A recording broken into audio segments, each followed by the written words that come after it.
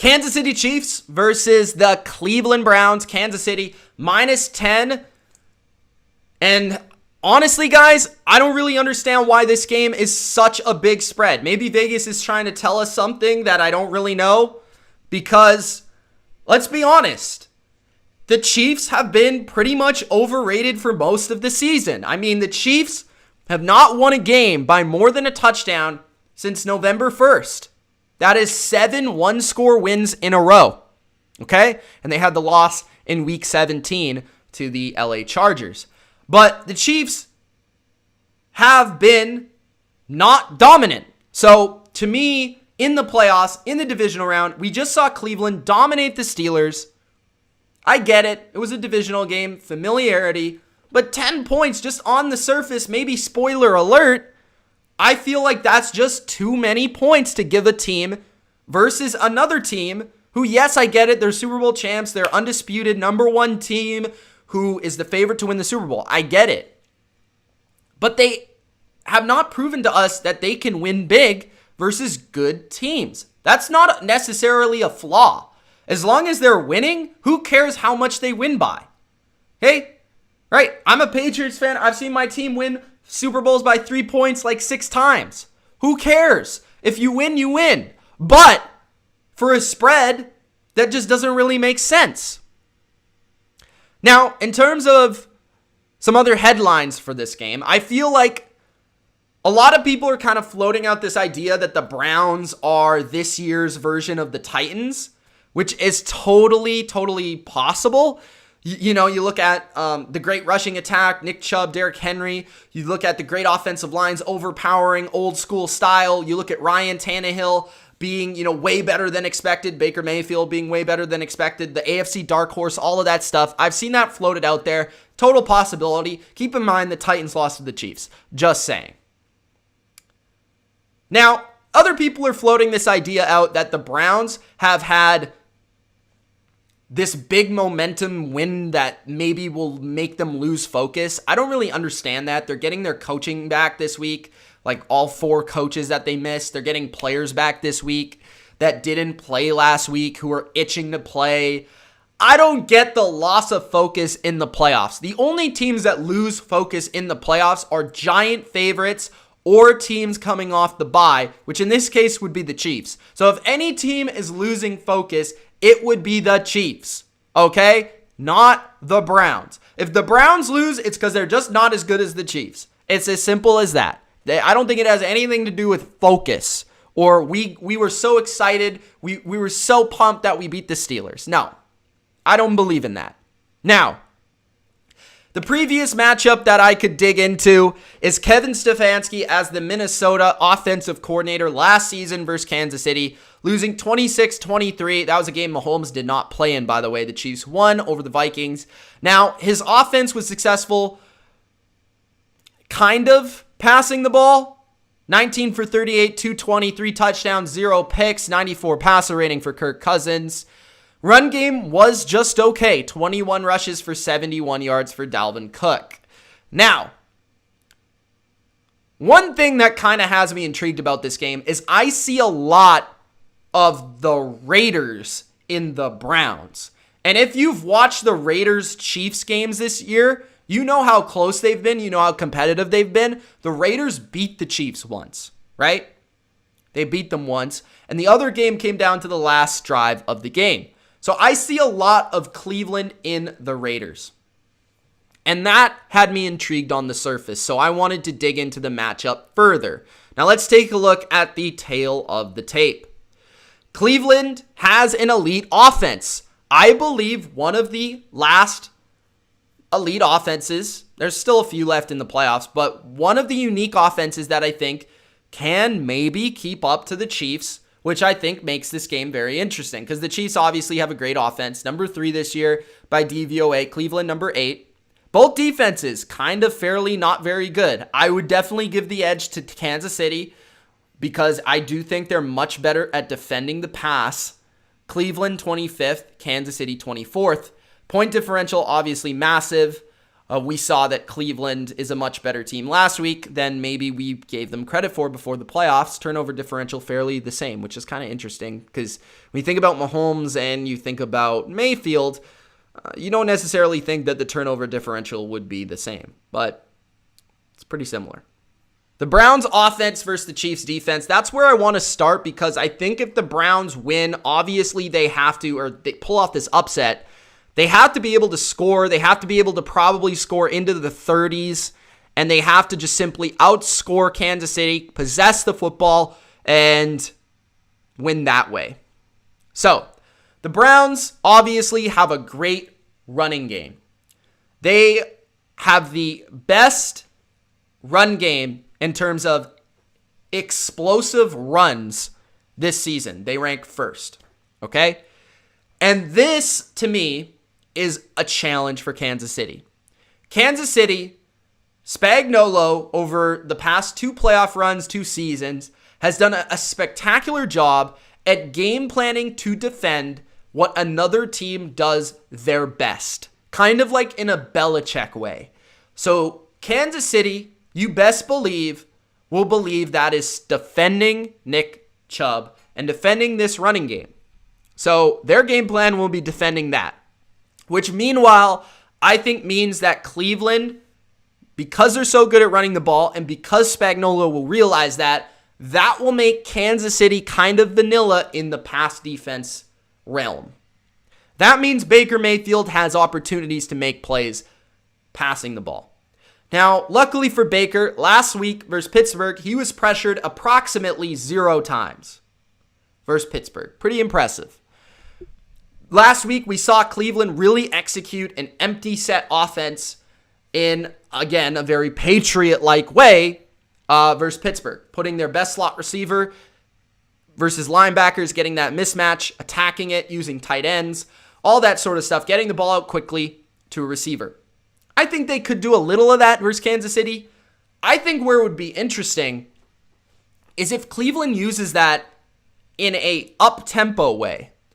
So I feel like Cleveland could have success. Now, this is just total guessing game. I'm not even saying they'll do this. I'm just saying I feel like Cleveland could come out in an empty set and play hurry-up offense and dictate pace like this while getting the Chiefs tired on that side of the ball and thus allowing them to move the ball a little bit better. Because with Kareem Hunt and Nick Chubb, I feel like you could do a lot of things where you could have like a 5-wide set with multiple tight ends and move the ball through the air while also kind of shifting to kind of running power formations and running the ball as well. So this is something that the Patriots did in the AFC Championship 2 years ago versus Kansas City. Totally different defenses. But I'm just bringing it up, right? Like, it's a possibility that they could do, seeing as how the Cleveland Browns offense has had success from the empty set earlier. So throwing that idea out, don't know if it will happen, but just saying it could be a possibility. Cleveland is 3rd in time of possession per drive, while Kansas City is 22nd on time of possession on defense. I bring that stat up because I think it's very important for Cleveland to not just move the ball, but while moving the ball, sustain drives, make the game shorter, and keep Mahomes on the sideline sipping Gatorade. Very important. What's also important is that Cleveland, once they get on 3rd down and in the red zone, they are also able to execute. Cleveland's offense is 3rd in the red zone, 7th on 3rd down. Kansas City, defending the run, we know not great. 17th in yards per attempt average and 31st in run DVOA. Not great. But the interesting thing I found is while the Chiefs are 31st in rush DVOA, they actually are 4th in defending explosive runs. Remember, I brought up Cleveland is 1st in explosive runs. The Chiefs are bad versus the run on paper, but they don't give up a lot of long run plays. So when they do give up yards, they give up yards, but not big plays. So I think that's absolutely key for the Chiefs. Then you have a Kansas City defense that I had to double check this. 32nd in the red zone and 17th on third down. So they're not great on third down. They're average. So the Cleveland Browns have an advantage on third down and in the red zone statistically, especially in the red zone. So when the Cleveland Browns get to the red zone, they should be able to score in the red zone. Obviously, huge factor come playoff time between two good teams. Now, when Cleveland does decide to throw the ball, I think they'll have some success. I think they'll have mostly success with their tight ends and their running backs. I think Baker will have time because Chris Jones is really the only good pass rusher on the Chiefs. Yes, I said it. Frank Clark has had a terrible season, and the Kansas City Chiefs haven't been good at rushing the passer, just generally. Tight ends and running backs, Hooper, Bryant, Njoku, Hunt, these guys could all have big games. The Chiefs allowed the seventh most points to tight ends in fantasy this year, the fifth most yards. And they also allowed the most yards to receiving running backs this year, 846, which is 70 more yards than any other team. So Kareem Hunt as a receiver, this is why I brought up the empty set formation, because Kareem Hunt could have a lot of success as a receiver, as well as Austin Hooper and potentially Bryant as well. So look out for those three guys in the inside of the field. That's kind of where you take advantage of Kansas City. They're good on the perimeter. In the middle of the field with their linebackers who are subpar, safety plays pretty good, but like in the middle of the field, you can take advantage of them most of the time. Something I also found interesting for Cleveland, which is pro Cleveland, Kansas City's defense is 32nd in power rate, and their stuff rate is 30th. So they're not good at causing negative runs, and they're not good at defending short yardage runs. So Cleveland, really, what I'm telling you here is Cleveland should be able to sustain long drives running the ball and passing the ball. They have a lot of plus advantages here, whether that's throwing the ball to running backs, tight ends, or just strictly running the ball. Now, when we look at where the Chiefs could be had when you run the ball with Cleveland, that's on the right side. So the Chiefs allow 5.59 yards, 31st, second to last, to the right tackle, 27th to the right end. So they're terrible defending the run to the right. So if you know Cleveland, that is where they're really good. They have Jack Conklin, who's questionable, and Wyatt Teller at right tackle and right guard. In those places, Cleveland ranks first in right end yards. Running the ball to the right, 6.49 yards per attempt. That's a lot of yards. That's very efficient. So that makes it interesting to me. Statistically, it suggests that everything the Browns do, they should have success moving the ball in Kansas City. But that is not always what it takes to beat Kansas City, right? You need to score, but you also need to resist the Chiefs just a little bit. The question is, can the Browns do that? Let's take a look at the other side of the field. So the Browns defense versus the Chiefs offense. The Browns, something to factor in, they did not play an elite offense all year. Very concerning. Okay, go down their schedule. They did not play a single one. In fact, the Browns played the easiest schedule of offenses this year according to DVOA. Now, something that is pro-Browns, they have a defensive coordinator that is very familiar with the Chiefs. Very familiar. Joe Woods is their defensive coordinator. He was San Francisco's DB coach in 2019. He was the passing game coordinator on that side as well, which means that he was responsible for stopping Patrick Mahomes in San Francisco in the Super Bowl, which he did for 3 quarters. And what he did primarily was playing that Seattle scheme and limiting explosive plays. Now, ultimately, the 49ers lost, and 49ers had much better talent, but at least we know that the Browns have a defensive scheme that has sometimes given the Chiefs issues, right? The Chiefs have struggled versus Atlanta this year, the Chargers twice, right? They're 2 of their 3 lowest scores, and the Chargers really only once. The second time didn't matter, but the other time, right? So the Chargers, Atlanta, I believe there was one more game, but 2 of the 3 lowest scores that Kansas City had offensively, which was 17 points versus Atlanta and 23 points versus the Chargers, was versus this scheme. So Cleveland plays a very similar scheme. And their focus will be, in my opinion, limiting the big play. With not allowing anything over their heads. Everything underneath will be fine, but nothing over their heads. Making Mahomes and this offense earn it. And in terms of that stat, they rank 13th in explosive plays allowed, which is much better than other areas they rank. Like they rank like 25th in pass defense, but they rank 13th in allowing explosive passes. Now, this is good for Cleveland because Cleveland may not be good on defense, but Kansas City's offense is bad in the red zone, or at least bad for their standards. If Kansas City's offense has a weakness, it's actually putting the ball in the end zone in the red zone. They rank 14th in the red zone, which is their weakness across the board looking at all statistics. Now, when you look at the matchups, obviously the health of Denzel Ward is a huge factor. They're getting back Kevin Johnson as well, which is a big factor. So 2 of their top 3 corners will be back in the lineup. Huge for Cleveland, as well as Ronnie Harrison, safety, who also could be a big factor for that secondary. So it is awesome that Cleveland is going to be playing at pretty much full strength in their secondary. I think if there is a matchup in the league for Tyreek Hill, it could be Denzel Ward, given his speed. And he has a fair bit of size as well. But given his speed, he might be one of the few guys that can actually somewhat run with Tyreek Hill occasionally. I won't expect them to like just allow him to go one-on-one with Hill, but you could take your chances every once in a while. Now, where the Browns are very weak is defending tight ends. They've allowed the 3rd most receptions to tight ends, the 8th most yards, the 4th most touchdowns. So Travis Kelce, obviously we know how awesome he is, should have an absolutely huge game. And I would expect a guy like Sammy Watkins to have a pretty big game.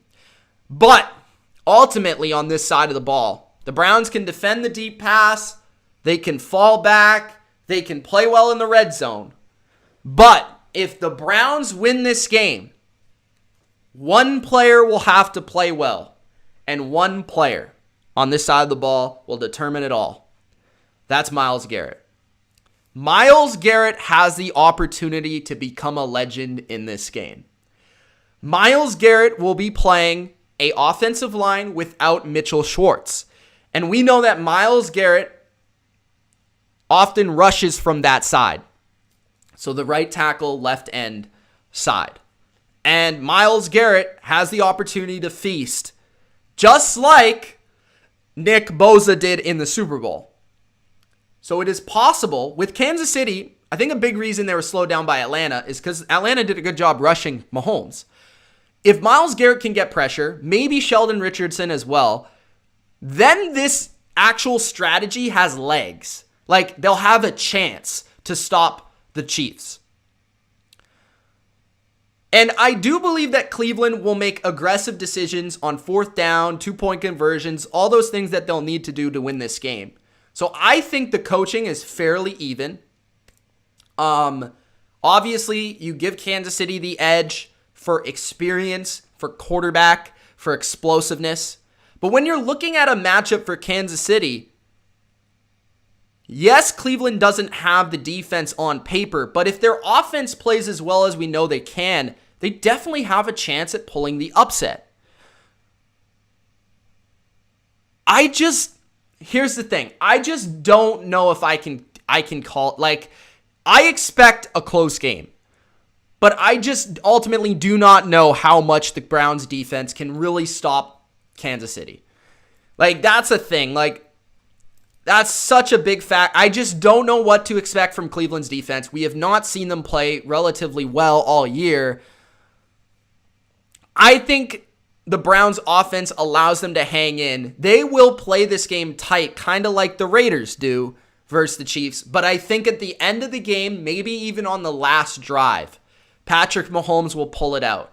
So I'm going to go Chiefs 34, Cleveland 30. All right? Chiefs 34, Cleveland 30. I'm going to take Cleveland plus the 10. Because I think this game is going to be really entertaining. I think it's going to be closer than people expect. And I at least hope it is. Because that's just good for football in general. But, yeah, I just can't bet against Mahomes here. I just think him, Hill, Kelsey, Watkins healthy, like, they should be good to go. They should be able to score enough points to win this game versus a defense that isn't very good. As much as I want to give reasons why I feel Cleveland can win, I would look like a fool picking the Browns here. So I'm going with Kansas City.